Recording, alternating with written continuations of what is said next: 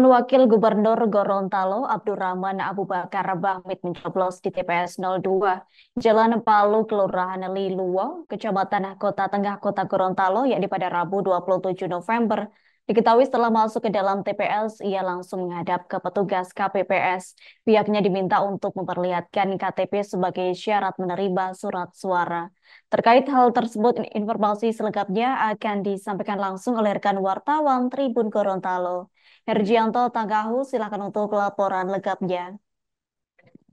Terima kasih Adila di studio dapat kami laporkan dari Provinsi Gorontalo terkait dengan momentum pemungutan suara pada pelaksanaan Pilkada Gorontalo tahun 2024 di mana Tribun Gorontalo melakukan peliputan di TPS 2 Kelurahan Linuwo, Kecamatan Kota Tengah, Kota Gorontalo.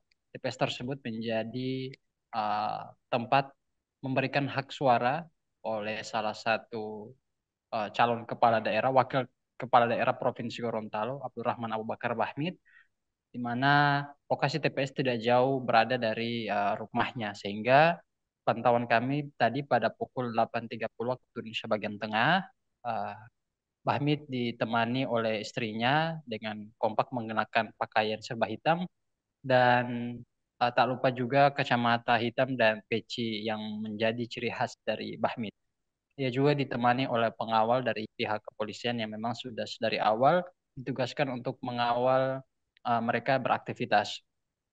Sesampainya di dalam TPS, Ketua KPPS meminta Bahmit untuk kemudian memperlihatkan surat undangan, C pemberitahuan juga KTP sebagai apa namanya syarat untuk menerima kotak atau maksud saya surat suara. Namun beberapa saat Bahmit sempat bingung karena setelah dicek di kantong maupun saku bajunya tidak ada KTP. Namun setelah dicek beberapa kali ternyata KTP-nya terselip uh, di salah satu kantong celananya.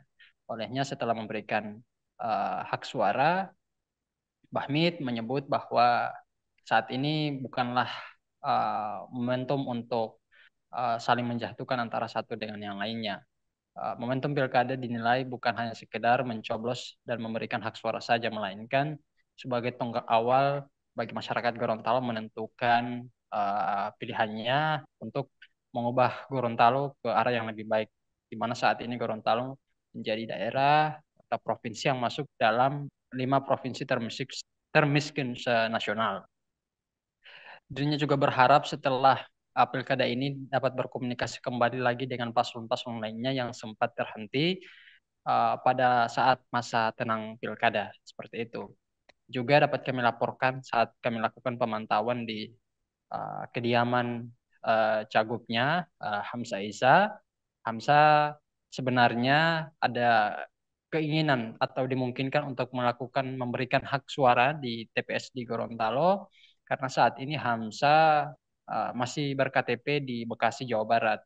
Namun setelah ada informasi aturan dari KPU yang ia terima pada jam 12 tadi malam, ia berharap hari ini dimudahkan untuk bagaimana kemudian memberikan hak suaranya beserta 6 anggota keluarganya.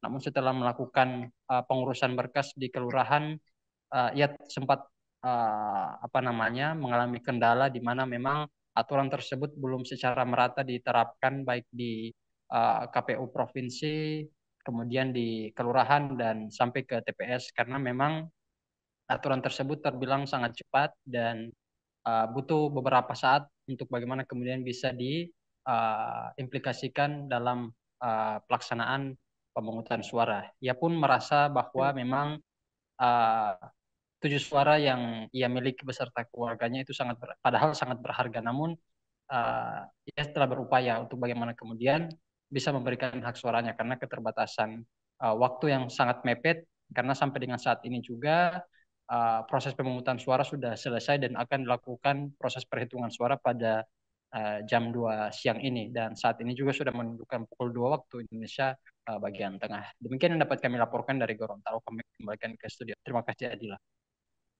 Baik, terima kasih untuk informasi lengkapnya. Silakan bertugas kembali.